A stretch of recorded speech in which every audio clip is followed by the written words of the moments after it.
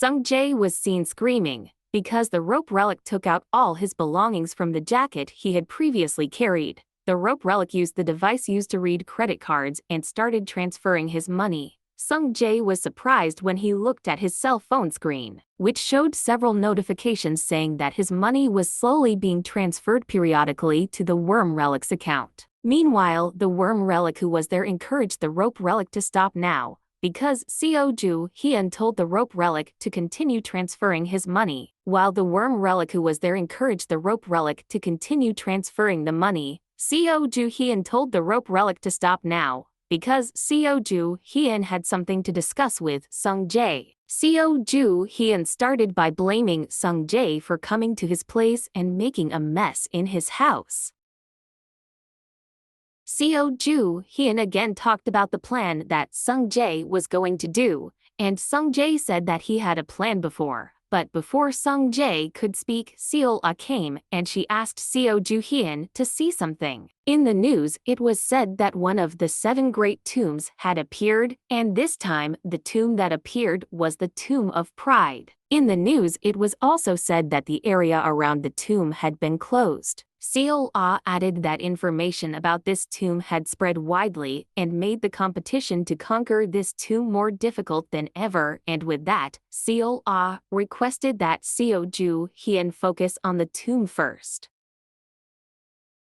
The sound of a cell phone ringing came from Sung Jae's cell phone. When he picked himself up to hear new information, Seo Joo-Heon, who saw the change in expression from Sung Jae, asked what happened. Sung Jae explained that Seung Woo, his brother, would conquer the tomb along with his trusted right hand. Seo Joo-Heon asked about Yang Chen, which he had just heard from Sung Jae. Sung Jae explained that Yang Chen is a person who always sticks to his brother, and Seo Joo-Heon seems to know about it, because Yang Chen is a very ambitious person who is even willing to betray his partner for his own interests, and Seo Joo-Heon is sure that this time it will also be the same, because if Yang Chen sees an advantage in front of his eyes, he will definitely betray Seung Woo. Seo Joo-Heon decided to go to the tomb tonight and take the relic there. Seo Joo-Heon also asked Sung Jae to do as he was told, and with Sung Jae agreeing, then they would leave tonight. Meanwhile, on the other side of the coffin that locked up CEO Kwon, he seemed to be suffering, as his body becomes thirsty now. Lucky for him that he used the Achilles relic, so he still survived until now. CEO Kwon tries to think of a future plan to get out of the trap. CEO Kwon looks angry that he made an excavation team to help him at a time like this, but they, and even his family, did not come to look for him.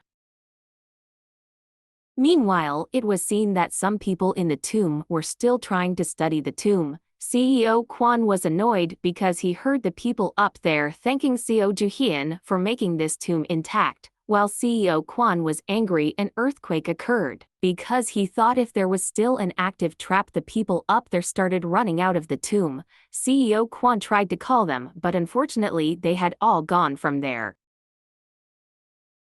On the other hand, the Seo Joo-Heon team is preparing for its departure to the Tomb of Pride, but there seems to be one big problem. The French government wants to take advantage of the tomb for its country and prohibits excavation teams from other countries to conquer the tomb. Security at the airport has also been tightened to guard it from planes carrying excavation teams from other countries. And that's why Seo Joo-Heon couldn't use his private jet. Irene was sad that Seo Joo-Heon wouldn't use his plane and preferred to board a commercial airplane using a fake ID. Irene could only hope that Seo Joo-Heon would be okay. And with that, Seo Joo-Heon asked Yoo Ji-ha to make them all fake IDs, but Seo Joo-Heon planned to invite someone so that he could help Yoo Ji-ha's work. Seo Joo-Heon called Louis, who was still tied to the relic rope, and with the two of them working together, the work was completed more quickly, and they managed to make fake IDs that would be used later. After that, Seo Joo-Heon and his team used a commercial airplane to come to France. It was seen Seo Joo-Heon and Yoo Ji-ha sitting in the first-class seat of the plane. But Yoo Ji-ha didn't want to sleep because Seo Joo-Heon would definitely cut his salary because he was asleep now, and it made him upset and angry. Yoo Ji-ha still looked protesting and angry to Seo Joo-Heon, but Seo Joo-Heon didn't care and let Yoo Ji-ha do whatever he wanted now. Instantly Seo Joo-Heon realized something. He could feel a familiar aura. And sure enough, Seo Joo-Heon could feel Yang Chen's aura even though they were sitting in economy class. Seung-woo was seen protesting because he could not straighten his legs because he was sitting in the economy class of the plane. Yang Chen explained that they had to blend in with other passengers so that they would not be suspected. Seung-woo was annoyed because he felt uncomfortable to sit in this economy class seat during his trip. Then an operator's voice was heard saying that their plane would land soon. Seo was surprised because she heard that Yang Chen was on the same plane as them. Seo Joo-Heon told Seo that Seung-woo was also on this plane together with Yang Chen. Seo waited for orders from Seo Joo-Heon about what they should do now, but Seo Joo-Heon didn't know what their plans were now. Even though Seo Joo-Heon didn't know what they were planning, but Seo Joo-Heon had the courage to take the first step and finish his business with them. Seo Joo-Heon asked that Sung Jae be left in the dark about Seung-woo being on this plane, and Seo Joo-Heon also asked for help from Yoo Ji-ha, who didn't seem to want to listen to anything from Seo Joo-Heon and pretended to be asleep. Seo Joo-Heon pinched Yoo Ji-ha's cheek and woke him up because soon the plane would become a war zone. Yoo Ji-ha didn't understand why Seo Joo-Heon wanted to turn the airplane that was still flying into a war zone. But Seo Joo-Heon saw an opportunity to get rid of them, and that's why he wanted to act quickly. Seo Joo-Heon searched for a relic from his bag, and he took it out intending to use the relic. The relic to be used by Seo Joo-Heon was the Code of Hammurabi. Seo Joo-Heon intended to make a contract using the relic and send it to Seung-woo, and Seo Joo-Heon was sure that the man would tear this paper. But before that, Seo Joo-Heon had anticipated it and would make the relic active when the contract paper was torn later. Seo Joo-Heon ordered the rope relic to deliver the contract to Seung-woo. Yoo Ji-ha was surprised when Seo Joo-Heon attacked silently, unlike what he thought, because Yoo Ji-ha thought Seo Joo-Heon would attack them directly. But Seo Joo-Heon would not do that because the plane was cramped and full of other passengers. He did not want there to be many witnesses who saw it. And with this, Seo Joo-Heon intends to spy on Yang Chen and Seung-woo first. Meanwhile, on the other side, together with Seung-woo and also Yang Chen, they heard a relic that called them and asked them to take it. Seung-woo was surprised when he saw a rope that brought him a contract. Yang Chen seemed to realize that the relic was one of the relics used by Seo Joo-Heon, and after the rope relic handed it over, he was about to leave. But Yang Chen did not let him, and it was seen that Yang Chen held the rope relic firmly so that he could not leave. There was chaos there where the rope relic rebelled and tried to leave, but Yang Chen's hand still held it. Everyone sitting there looked at the commotion, and instantly an electric shock made the rope relic scream in pain, and Yang Chen put the rope relic into his storage room. Yang Chen then asked what the contract was, but Seung-woo was upset because the contract was made with a very unfair offer. Yang Chen was sure that Seo Joo-Heon was on the same plane as them and tried to spy on them. Seung-woo could not remain silent knowing this, and he intended to send spies as well, because previously the subordinates of Seung-woo had been in several seats on this plane and thought that Seo Joo-Heon was unaware of it. Meanwhile, in Seo Joo-Heon's place was still seen enjoying a meal while worrying about the rope relic. Yoo Ji-ha thought that maybe they had caught the rope relic and that made Seo Joo-Heon happy. But Seo Joo-Heon thought that the two people shouldn't be this easy to catch, and she thought that Seung-woo would definitely do something soon. Because looking at his personality, Seo Joo-Heon was sure that Seung-woo and his plan would come now. And immediately, several people entered the first class of the airplane. One of the officers there received a report that someone had brought a strange item and wanted to check Seo Joo-Heon. Seo Joo-Heon mentioned that she could feel the relic of that person, which made her surprised.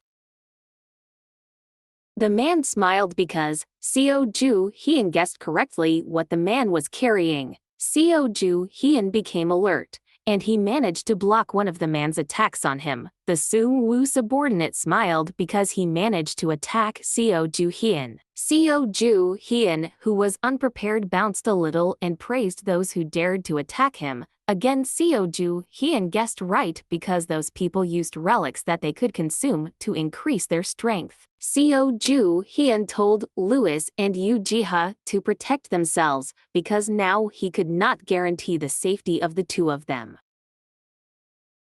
Seo Joo-Heon took out his relic knife and preparing to attack them. The men advanced on Seo Joo-Heon simultaneously. Seo Joo-Heon quickly slashed at them with his knife, but one of them managed to hold Seo Joo-Heon's wrist. But Seo Joo-Heon did not stay still and kicked the body of the person who was holding her. Meanwhile, Yoo Ji-ha panicked a little when he saw the person who was kicked by Seo Joo-Heon landed nearby. Yoo Ji-ha intended to sneak out of the room, but he did not know where to go. Meanwhile, he saw Seo Joo-Heon, who was restrained from moving by one of the people there. But Seo Ah did not stay still and began to attack the people who held Seo Joo-Heon. One attack was successfully launched, hitting the back neck of one of the people there. Seo Joo-Heon praised Seo Ah, who helped him break free from the person's restraints. It seems they realized that they could not move freely in a narrow place like this. Because of the narrowness of the plane, they both couldn't fight freely with their weapons. And Seo Joo-Heon also couldn't use her relic here. Seo Joo-Heon was upset about the fact that she was in a moving plane, so she couldn't attack her using her relic.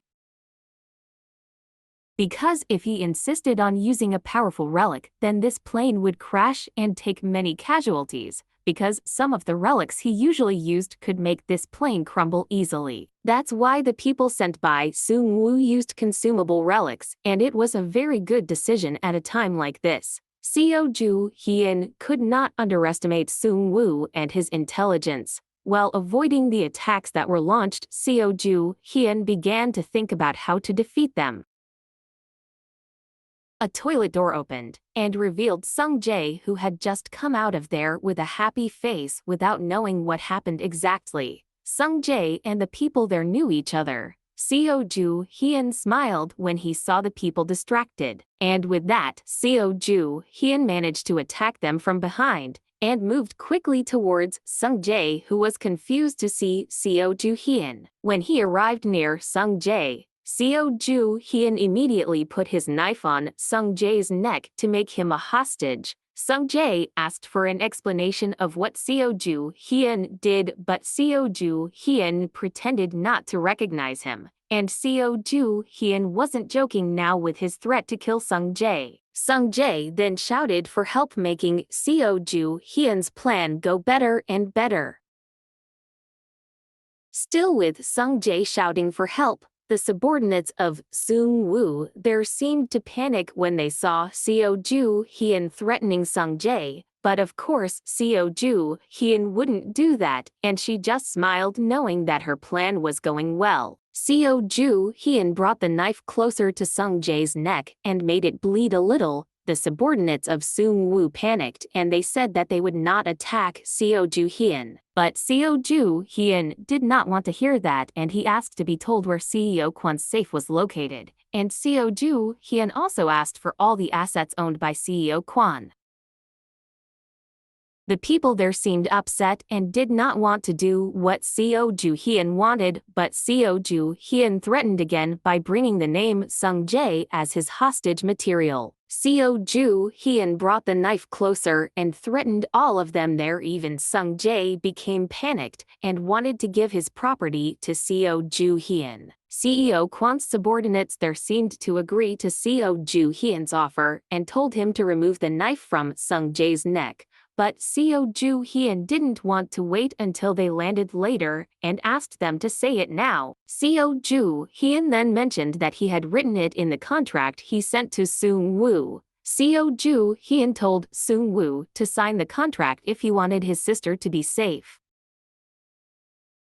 While Seung-woo, who heard all that through the device, he used his face became upset and angry. Seung-woo slammed the relic he used to hear the conversation that happened there and cursed Sung-jae. Seung-woo couldn't understand why Sung-jae could be on the same plane with him and Seo Joo-Heon. Seung-woo couldn't understand why Sung-jae could meet with Seo Joo-Heon and even be taken hostage by Seo Joo-Heon. Seung-woo had no other choice now, and he had to sign the contract that Seo Joo-Heon made and previously accepted. Seung-woo thought that if it was just a normal contract and by signing it then nothing bad would happen.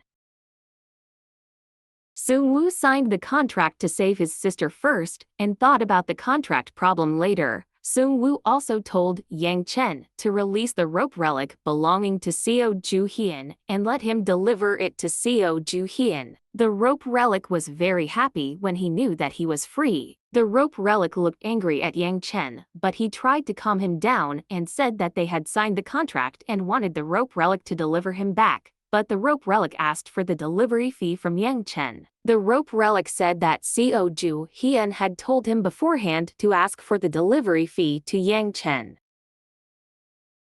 Seung-woo then gave 2 million won to the rope relic because that was the only money he was carrying right now. But the rope relic didn't see the problem and he started to take out his device that was used to transfer the money. The rope relic asked for 30 million won and Seung-woo was surprised when his credit card was in the hands of the rope relic. After taking the contract and the credit card, the rope relic rushed to meet Seo Joo-Heon. They both looked upset because in addition to having to sign the contract, Seung-woo also had to lose most of his money. One of Yang Chen's people came and said that something was wrong, and asked if they could land in France safely. Seung-woo did not know him while Yang Chen explained that he was the one who recruited that person to conquer the tomb with him. Because Europe had controlled all the excavation teams from other countries and Yang Chen didn't think that they could conquer the tomb with just the TBM group. So he recruited teams from other countries to help them conquer the tomb. The man then protested that one of Seung-woo's subordinates had caused a mess on this plane, and it seemed that the other team leaders didn't want their team to be dragged down just because they were working with Seung-woo. Yang Chen said that it would not happen, but the leader said that he worked with them just for money, but because Yang Chen could not guarantee them, the leader intended to do whatever he wanted. But Yang Chen told the leader to stay calm because he would take care of everything while Seung-woo, who heard the argument, was getting annoyed. Yang Chen, seeing Seung-woo's upset expression, tried to explain that they did it because of some things they had experienced before. The team leader, who felt neglected, spoke again, and now Seung-woo was the one who explained it. Meanwhile, on the other side, the rope relic was seen coming back happily and bringing the signed contract. Seo Joo-Heon asked the rope relic to give it to him, and as he opened the contract, Seo Joo-Heon could see that Seung-woo had signed the contract. The man asked to return Sung-jae to them, but Seo Joo-Heon said that he never said he would return Sung-jae, and with that, Seo Joo-Heon would keep Sung-jae with him until this plane landed. Seo Joo-Heon said that she would release Sung-jae when Seung-woo fulfilled his contract, but they still didn't want to leave, and Seo Joo-Heon let them guarantee Sung-jae's safety, and those people started to clean up their own mess while keeping an eye on Seo Joo-Heon. And it would be an advantage for Seo Joo-Heon because she would be safe as long as she was on this plane. But because of the mess she made earlier, Seo Joo-Heon was sure that the guards at the airport would tighten their security. And now Seo Joo-Heon was thinking how to get through it all. And suddenly, the team leader who was previously with Seung-woo now came to Seo Joo-Heon. One of Seung-woo's subordinates who saw that told them to calm down and mingle with the other passengers, but it seemed that the person wanted to talk to the pilot of the plane and wanted to ask to change their destination. They both seemed to be arguing with each other about the mess made by Seo Joo-Heon and Seung-woo before. Seeing that Seung-woo's subordinates were holding him back made the team leader order his subordinates to attack Seung-woo's subordinates and make their way directly to the pilot room. Seo Joo-Heon understood what happened when there were some terrorists who attacked the TBM group, and it seemed that Seo Joo-Heon knew that they were working together at first, but something happened and made the terrorists defect to the TBM group.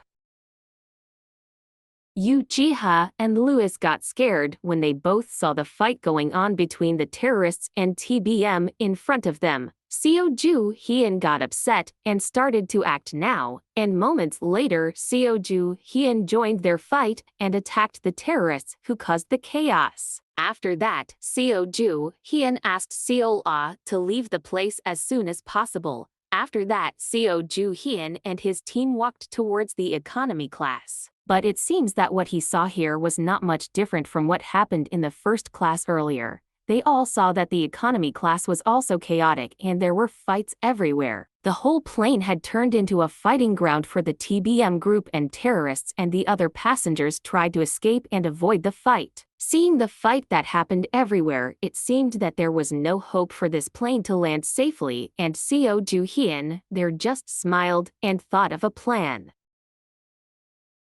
What will Seo Joo-Heon do, and will they land safely?